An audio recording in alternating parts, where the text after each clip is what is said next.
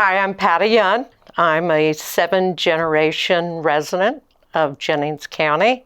Very proud of that. I was a school teacher for 25 years. Worked for Governor O'Bannon for 8 years.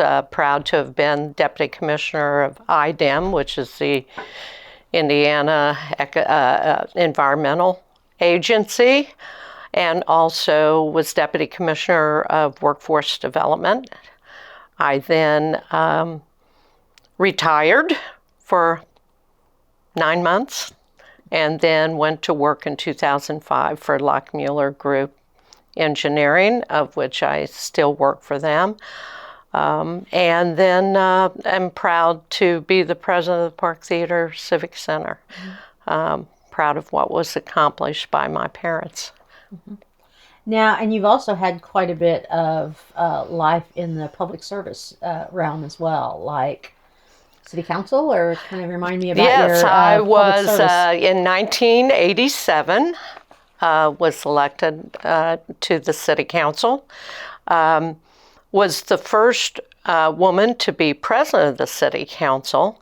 I served on that, was elected 3 terms, and only gave it up to work for Governor O'Bannon. Previously, Harriet Bundy was actually the first woman. Her husband had died as a city councilman, and she fulfilled his seat. And when I decided to run for city council, I went to Harriet, and she advised me not to do it. She said, "Patti, they're not going to listen to you. It's a man's world." They blocked me out. I never was brought in for engagement or my thoughts or anything, and said, "You're just too talented to waste your time on that." And I said, "Well, I think I'll try it. We'll see how it goes." And I hope very much so that I'm valued for the perspective that I'll bring to the city council. I was teaching school at that time at St. Mary's, so it ended up being the most probably rewarding times of my life. And I love local government. It is so valuable. Learned a lot, and would only have given it up to serve with Governor O'Bannon. Okay. So in your view, why is it important for a county like Jennings to have a local economic development organization? Well, it is important because economic development corporations are a one-stop shop. I say it doesn't matter if you're already here as a business, or in community development, or in local government, or if you have someone looking to your community. Businesses do not have the time to go to try to figure out where are all the places to go if I want to do an apprenticeship, if I want to expand, or if I'm looking for, I want to come to your community. They don't have time to go to all the different places to put it all together. And where else can you go that you are the one place that is able to show the whole image of the community? You encompass everything as the economic development. And I feel so strong about the organization because I remember when it was formed and why it was formed. And that was at a time most people don't realize or don't remember or just have forgotten that in the 1970s, we almost lost Muscatatuck State Hospital then. Albert Jackson was in the banking. My brother, Mike Marshall, was on the city council at that time. And we were going to lose the state hospital. And it was probably, I can't say it was the first time, but in my memory, it was the first time that Democrats and Republicans together in the community, in county government, in city government, bound together to save the state hospital. And at that time, there was no division because we all had the same common goal. We had to save our largest employer. And together, we took on the state. We took on the governor. We took on the lieutenant governor and the legislator. And it could not have happened unless everyone did come together.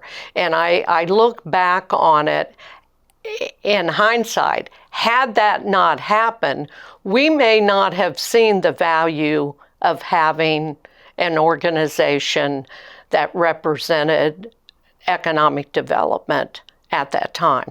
And the state was at a turning point in the 1980s of the whole state in economic downturn, the whole country in economic downturn.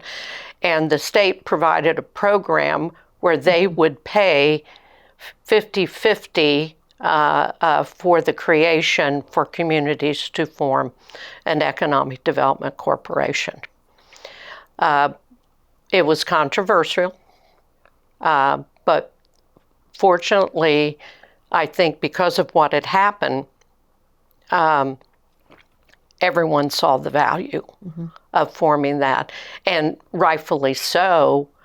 Everyone agreed that Albert Jackson should lead that effort. What role or unique role did the JCEDC play during your time on the board? Were there different times that you can remember that the EDC was vital? And yes, but for us, yeah. Well, I was at the forefront when we first started and hired the first director. It wasn't full time. It was part-time. We also did not have a Chamber of Commerce.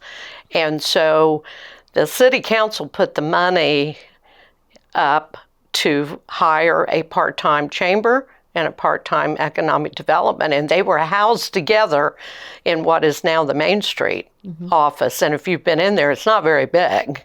It was just 2 desks. And a lot of people did not say, that's the craziest thing.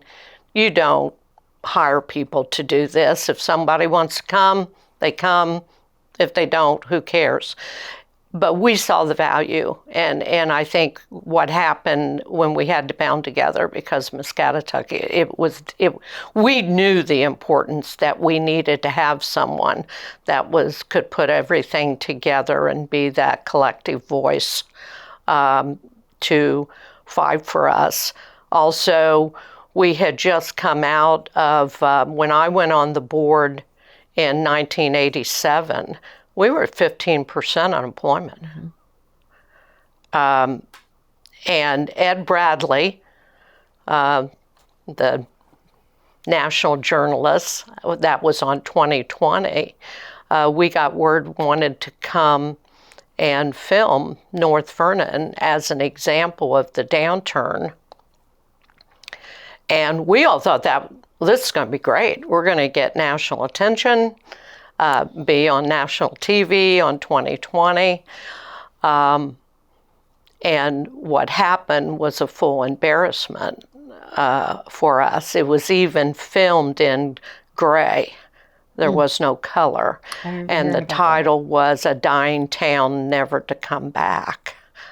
Now, in hindsight, probably was the best thing that happened to us because we said, well, we'll see about that. And we bound together. Greg Hicks was our first economic development director, and Greg had already gone on by then to Duke Energy. And we had Dave Koenig, was our economic development director then at that time. And we formed together that we were going and together as a community that we were not going to die, and we were going to go after good paying jobs, and we weren't going to reward anybody for just minimum wage pay. So, because we were not only worried about losing the state hospital, but Arvin's had already shut down, and so we were in trouble. It was triage, and you didn't know how it was going to end up, but we knew together we weren't going to give up. Well, and if I remember correctly, the EDC was actually a program in the Chamber of Commerce. Yes. It wasn't its own stand-up organization That's right. until, 1990. Yes. And then it was able to come out basically Right. on its own. Right. And it was during that time that we saw the value of doing that. And I look back at who were all the players, in the room, and when we had Jerry Lamb was mayor at that time, and you had a Kenny Vance, a Joe Hall, Ronnie Bloomer, Jack Wickens, myself, and then you had Max Wiley, you had Jerry Lamb, you had commissioners and county council. That we were all friends. We were all friends. Everyone knew what political signs were going to be in your yard. But once the election was over, we only had one goal, and that was to do what's best for the community. Didn't mean we always agreed which way it ought to go, but it never got personal. It was always about, well, why don't we give this a try? Also, because it was a nationwide and statewide, we had lost the Carpenter plant, which was the school bus. That was a big hit. And at that time, Governor Evan Bayh was in, and he had formed this grant program for economic development. And the Carpenter plant had received $11 million in that for their operation of building school buses. And when all of that happened, the state said, you're going to have to pay that money back. But instead, and this was the whole thing, this one decision was the do or die of how we went forward. They made the decision that instead of paying back the state, you give the payments to North Vernon. You give it to the city. And that was our first ever economic development pot of money, of Carpenter paying that back. Then what we were allowed to do was to give incentives to bring new companies in, to expand, and it could be done as a loan, it could be done as a grant. We chose it to be a loan to pay back, and we were also told if we turned that money over 3 times, give it out, bring it back, give it out, bring it back, that the third time could be a part of a community development fund. And that's where we had the incentives to do some of the things, to be able to say, we're going to go after good paying jobs. Also at that same time, our private hospital we were going to lose it. And it was controversial at the time because city money, taxpayer money, to donate or give an incentive to a private hospital was not seen as something that was what you did, but we couldn't get doctors to come. And that's why the hospital was on the verge of closing down back then. And we knew the value. If you don't have your hospital, you have no economic development. You're not going to get anybody to come or stay because no hospital, workman's comp is going to skyrocket. Companies will see it as a negative not to be in a community without a hospital. So we paid for 3 doctors to come. And what the hospital needed was to be able to offer to 3 doctors 3 years of rent-free and 3 years of equipment. Because doctors coming out of medical school, they've got college loans, they don't have the money to invest in their offices. So we did that for 3 years. Can you think of, besides the hospital, which is, like, as you said, tremendously important to a community, any other areas that's really important to the community that people probably just don't understand, like the need of, let's say, the airport or the other facilities around that are just really that important piece for a community? Well, when we brought Lowe's, which was no one thought we could pull that off. Yeah. I was part of that time of putting the incentives together to make sure they didn't go to Greensburg, Columbus, or Seymour. So the airport became an issue because Lowe's told us that the other negative for North Vernon was they needed to be by an airport that provided jet fuel and had an airstrip that would accommodate their private jets. Before that, we would have never even thought about that. And I can remember when they first talked to me about it, I go, we don't have jet fuel. Jet fuel. I never even thought about it. So that all became part of the package and commitment to Lowe's that we made. And it was the right decision. I'm extremely proud of what it looks like today and how it's grown and all part. Airport, the hospital, the schools, also your downtown, your whole community. When anyone is looking to come, it's not a one thing that you're able to do. We did it as a full together to be able to show with economic development the programs at our high school, the hospital, the airport, the community. These are huge investments, and you're in the toughest competition that you can imagine. So that's all. Also, we have to continue to always look how can we grow as a community and keep up on everything. So I'm going to jump around a little bit. So what do you see as the greatest opportunity for economic growth in Jennings County over the next 5-10 years? It's as we look at it, I think energy. I think AI. We're going to. I'm also president of the board of the Southeast Workforce Development for 10 counties. When you think that 75% of the jobs of the next 20 years haven't even been created yet,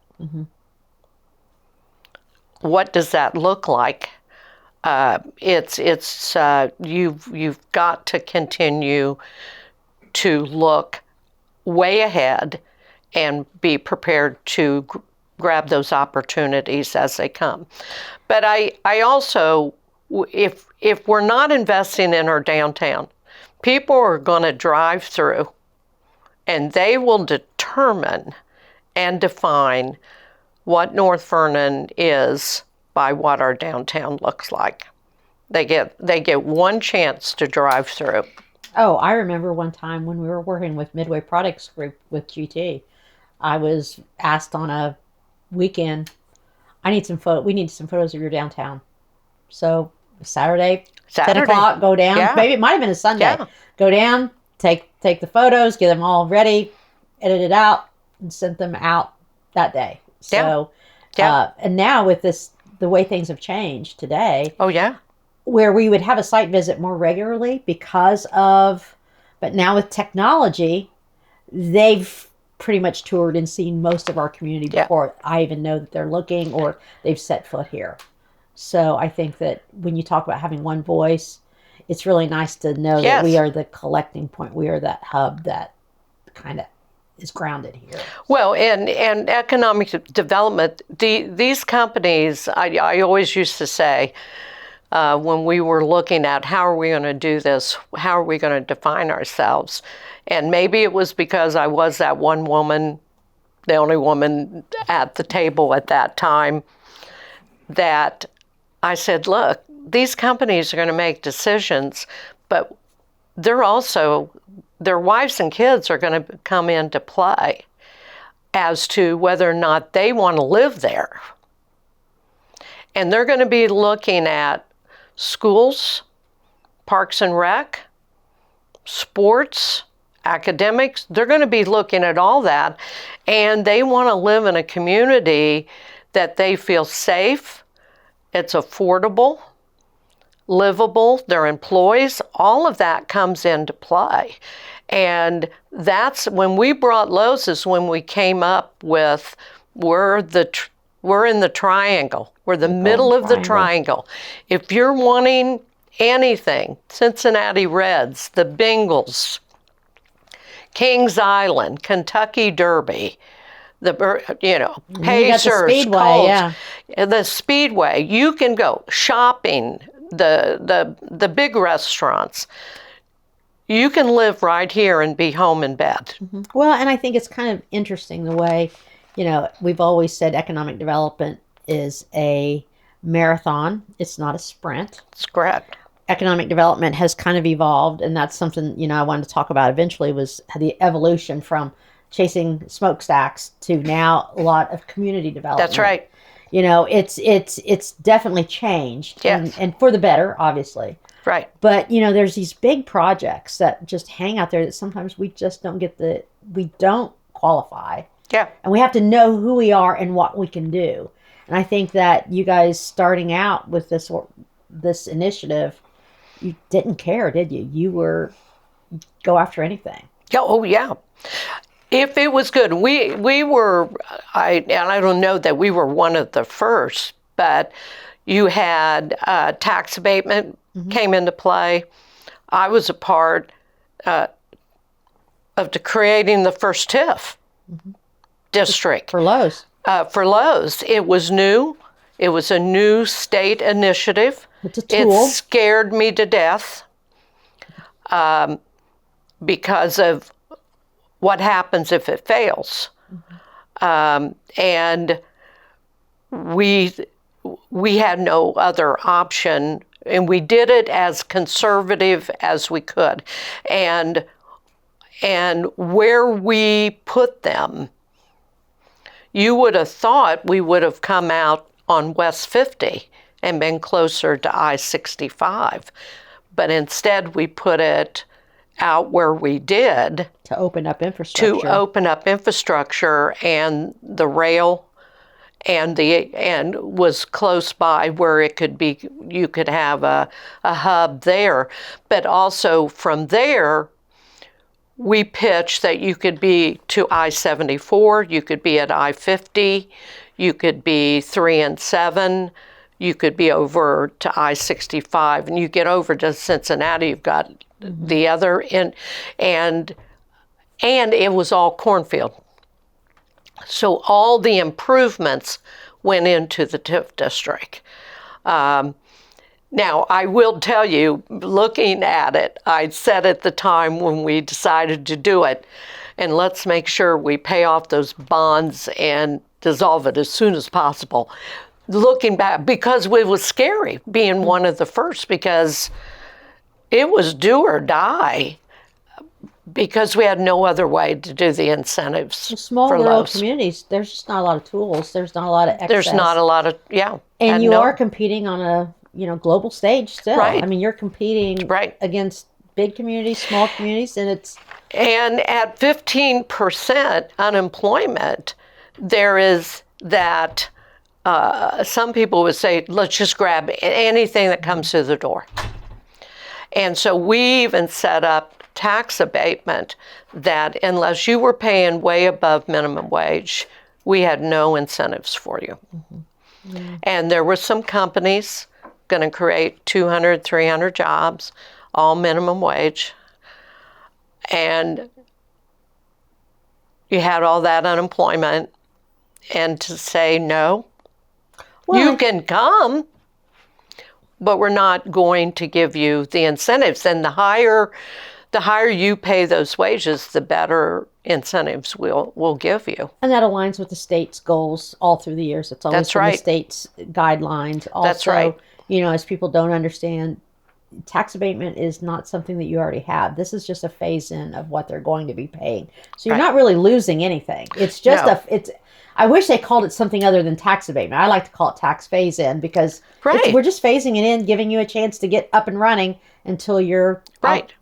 And what we also told them, we put together a whole package of where we hoped in exchange for this that they would be engaged in our community, whether it was donating to Little Leagues, donating to the United Way, joining our Economic Development Corporation.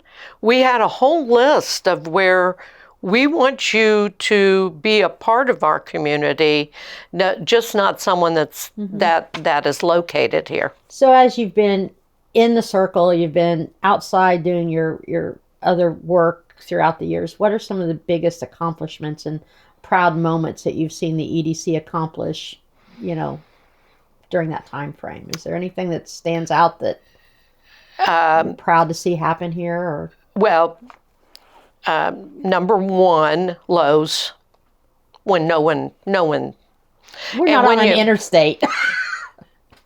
People still haven't Don't know figured how that one out. The thing is, had we not done that, the impact of the closing of MUT or Muscatatuck State Hospital would have been a total devastation because we did it when it happened. I think the other thing, and I can tell the story now. When I couldn't tell at the time.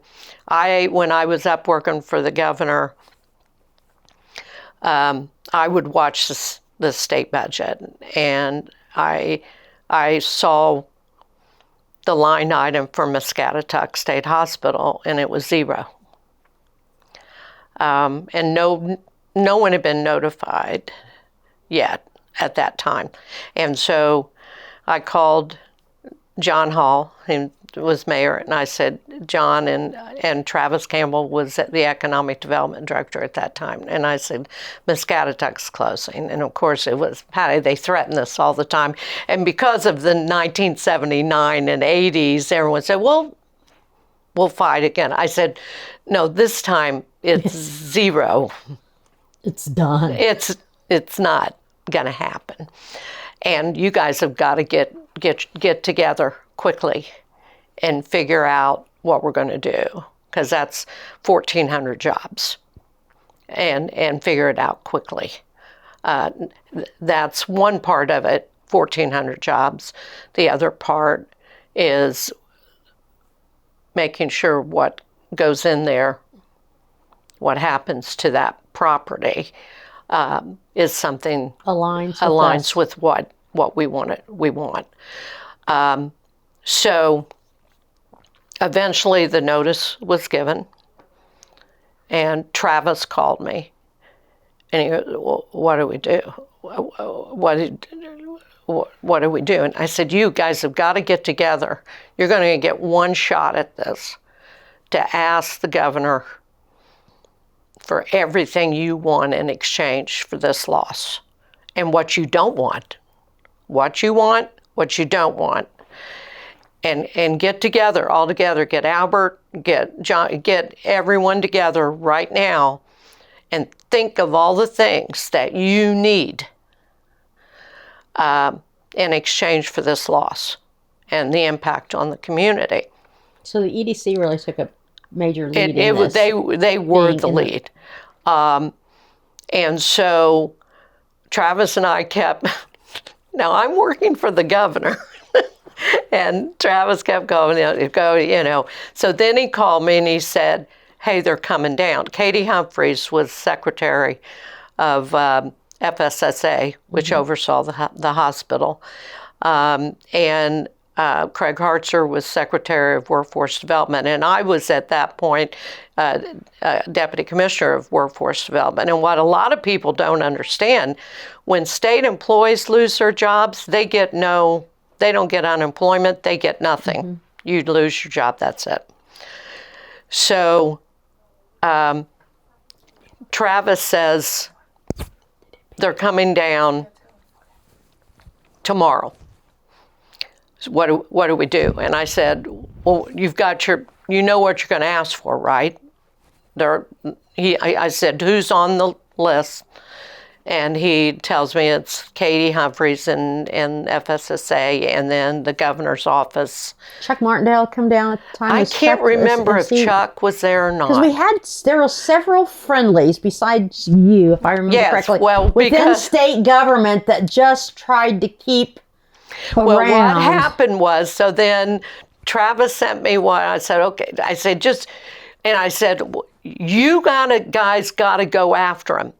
You have to come at it that this is a devastation on our community. I think Mike Rogers took some. He was there out with the whole EDC. So I went to bed that night. I put some thoughts together, added some thoughts to what Travis had sent me, sent it back, and the next morning, the day they're coming down, I'm on my way up to Indianapolis, and I get the call from Craig Hartzer, who was secretary, my boss, and he says, when you get in, go to the governor's office, because they want you involved with the North Vernon meeting. And I said, what do you mean? He said, the governor wants you to go down with them. And so... So you're on the other side of the table. Yeah. And so I go in the governor's office, and the question was, do we have any idea what the community's going to ask for? And everyone's said, no, I mean, you know. And I go, well, I've got some good news and bad news. I said the good news is I know exactly what they're going to ask for. The bad news is I helped them write it. And they started laughing, and I said, okay. And so the governor said, Patti, I want you to go down and represent me and workforce development. You know the people. It's your hometown. This is going to be tough, but I want you to do it. And I go, I mean, it was very emotional for me and very tough to be part of the delivering of that message. And so I did call Travis. I said, look, I'm coming down. Don't sugarcoat because I'm here. Come after me. You got to come after me with everything you got. And he said, Patti, you got to be kidding me. And I said, I mean it. And so we went down, and Albert was the one that got me. And it was, the meeting was a good exchange, but it stayed. Albert and the team, the team that was there, John Hall, they just did, Mike Rogers, they did a stellar job. But then Albert looks at me and he said, what's so sad, Patti, is there was a time you were on this side of the table with us. And I went, daggone it, Howard, that one like right in the heart, So the meeting ends. The community presents what they want. And then we went out, and there were the employees. There were a lot of protesters with us, and as we left, and Katie was doing a good job, but it was difficult out there because of the employees that were there, and so I said, Katie, let me talk. And this is the first time that it ever happened, was I announced that the state employees would all get an unemployment package. And I told them,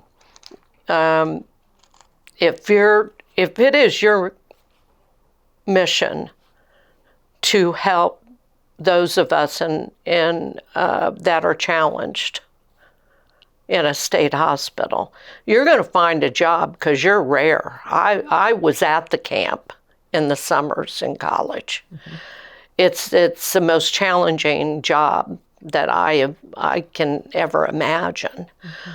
So you'll find a job. If you've ever thought, if I could do something different, now's your chance, because we're going to give you the funds to go back to school, to get training, to do whatever you want to do in another job that you think you would like to do. Well, it was also something to keep their pay rate or their salaries. Keep their pay salaries. It was they all were making, part. I mean, at that point, a lot of the folks may not have been college graduate or may not have had the certificates, but they were making historically a great wage. And Muscatatuck was a generation. Oh. I mean, my grandmother was one of the first RNs out there. This was grandparents who'd worked there. Your moms and dads worked there. You worked there. So when it closed, you couldn't look at it, well, that's one employee. You were losing families that worked there. It was also the place for if you were in college, a good, well-paying summer job. So it was a day that it was sad, but I was thankful I got to be a part of offering the people I care about. I looked out on that crowd. A lot of them I had taught their kids. I had gone to school with them. They were friends.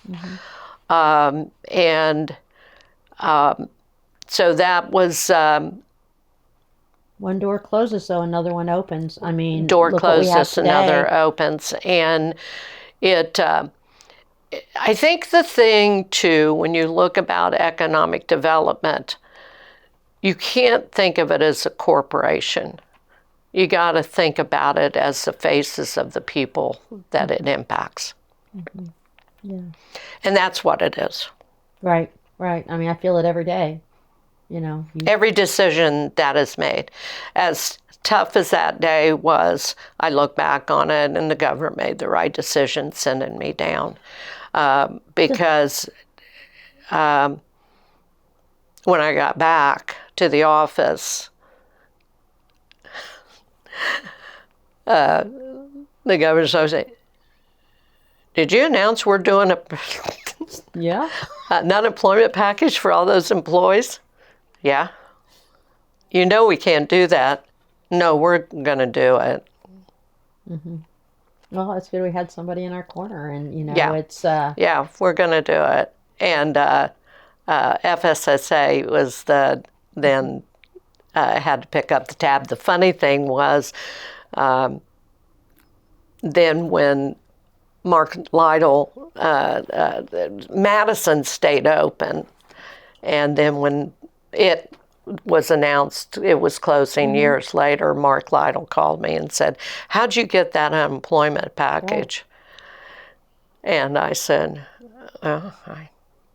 he said, "Well, Madison wants that too." I said, you're on your own. I don't know how, you're So going to looking do that." back, just kind of jump a little bit, all the different mayors had, throughout the years have had their own kind of niche that they went Yeah. through, Mayor Hall, big cheerleader, NDIC going to Japan, bringing back that plant basically from one of the tours. You had, Soup, Mayor Campbell. Man, he did a lot of work with infrastructure. No one could see the work that mayor did. That's right.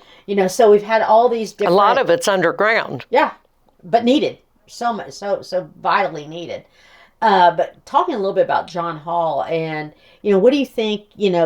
And that was kind of during your time frame. John was really a big cheerleader. He was 8 years of my time on city council, and he was really a forefront with the state government, really with doing those first trips with, was it Mutz, or I'm trying to think, who did he go start that? Well, it was. He was so proud. So proud. Right, and I mean, what I told John at the time, because I was president of the council then during that period, and that's the part I like. People have asked, "Why didn't you run for mayor?" I go, "I have no interest in that."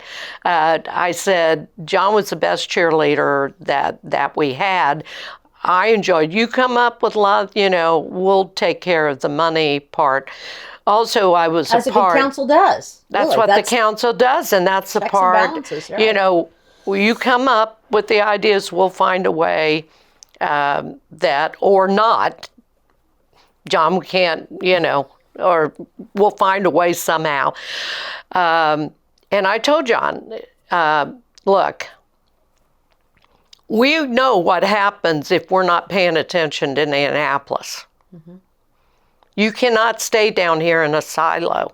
And I said, you have got to be out and on the road and taking care and finding out the heartbeat of what's going on here and up there. We have to make sure they know who we are. That's always been my and because if not, we will be thrown under the bus.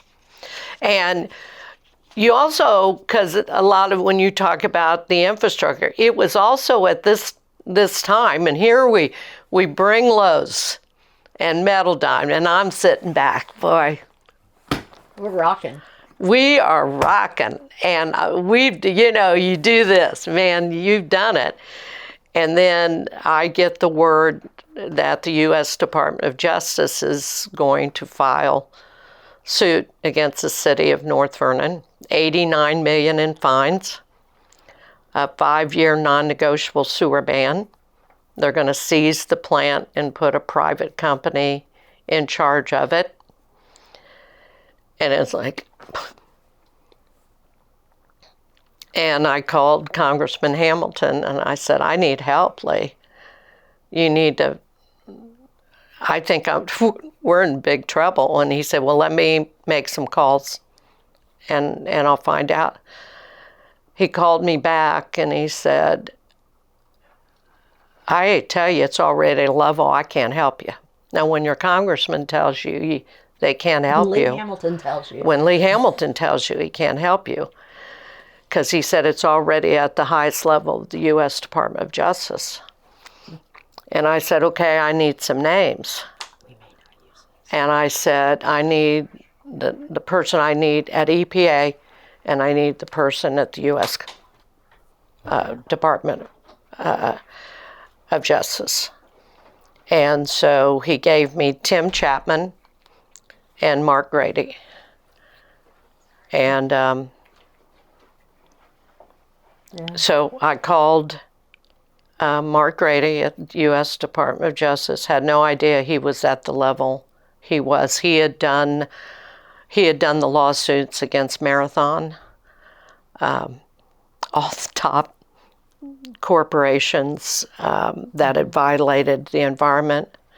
And so I called him and I said, I just want you to know I'm going to fix this. And you have my word. And I can't pay $89 million in fines, but if it's a fine that I can afford, we won't go to court. I'm not going to run up a bunch of law attorney fees. I can't have the 5-year non-negotiable sewer ban. We just brought 2 Fortune 500 companies. They're going to need housing. I have to have Things hookup. are looking up. Give me a chance, right? Yeah. And so, and I said, I'm going to fix this. And I can't have a private company come in and run the plant if I can't control it. And I didn't know. Lee told me later that Mark Grady called Lee and he said, this crazy woman called me. He said, I believe what she says? And Lee said, do I have an affidavit that she'll do exactly what she says? No, but I'd bet my life on it. Mm-hmm. And so that all then, I told John Hall and I told Soupy, I said, Soupy, you're going to have to take over a lot of the day-to-day on the city council, the streets and trash pickup, those. I'm going to have to stay focused. The Soup was on city council at the city time. council. Yeah, he was on ex-councilman, yeah. And so John was mayor, and then I had Kenny. I had, we had a great city council, and I said, I'm going to have to take full control of the wastewater. And that's what we did. We kept control of the plant. There was no non-negotiable sewer ban. We fixed the plant, and we ended up paying a $50,000 fine. Well, and now it's still under city operation and ownership. Yep. It's not at capacity. We have plenty of capacity. Yep. We're in a great situation with them. Yeah. Let's talk a little bit. We're going to kind of wrap up a little bit. What advice would you offer the Economic Development Organization moving forward, or any words of advice for all of us here? I saw that, and I some thought, of these are for board and vice versa, but but just kind of knowing. And it's my only advice would be keep your eye on. It's basically the simple things. A lot of the things, if you get down, well, I need to be focused on this, it'll be something else. Right. It's just like, it's like I brought jobs we just brought, 1,500 jobs. And then the rug was pulled out on the wastewater because if that you cannot pause. And it's, if I had to look, diversity. I think energy is going to be the next big thing. AI is going to be, and then the workforce.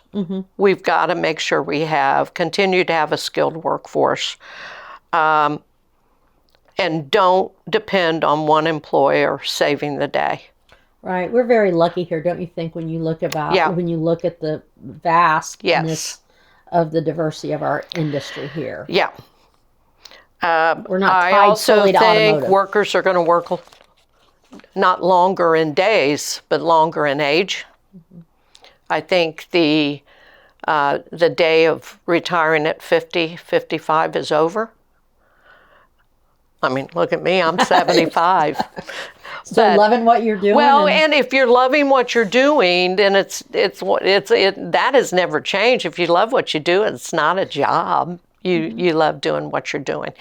So we still are, what hasn't changed is we're still 1 hour from the 3 big pockets.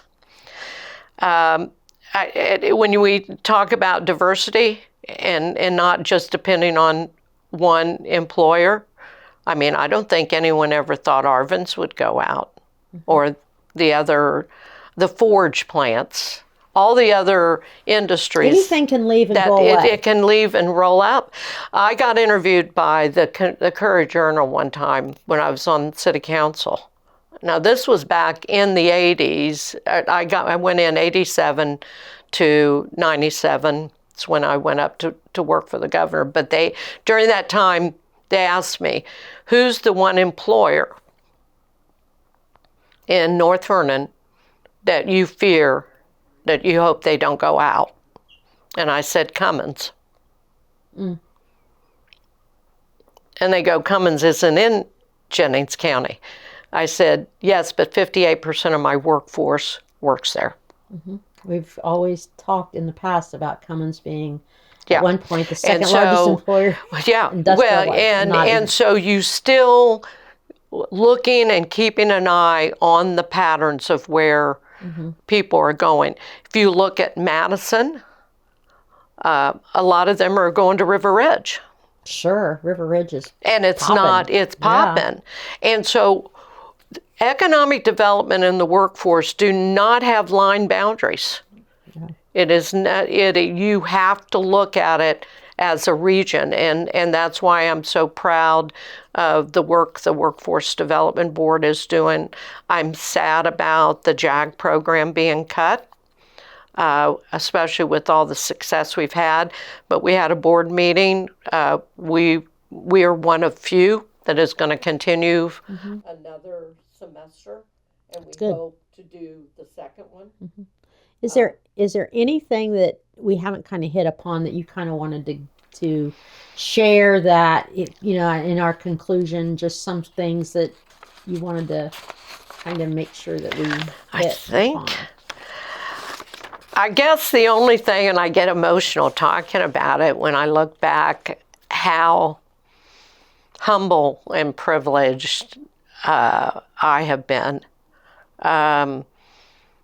Someone asked me, said, Patti, you could live anywhere. I mean, the company with Lockmuller Group, and I could be anywhere.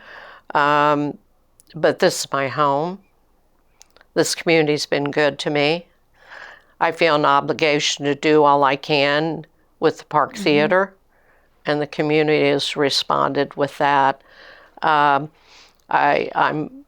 so thrilled with downtown, and also to show, because as you well know, everyone said the downtown was already dying, the bypass will kill us, and just the opposite has happened. We knew what was going to happen. So we have been I look back on it, I think our community has been extremely fortunate to have had the level of city and county government that we have had. It doesn't just happen, and we've got to continue to do that. It's a team. It's a team, and having those connections nationally and statewide is crucial. So that's the only thing. As looking back, I'm just so humbled to have worked with the people that I was honored to be a part at the table, and we would laugh, one final, we were driving up for the announcement of Lowe's, and we all went together in a van instead of us all driving separate. But we laughed. We said, now, Max, you got to sit in the back seat and over on the right side, But but it was those little things. We all did this together. Let's all ride up together. That's us. And we fought it in that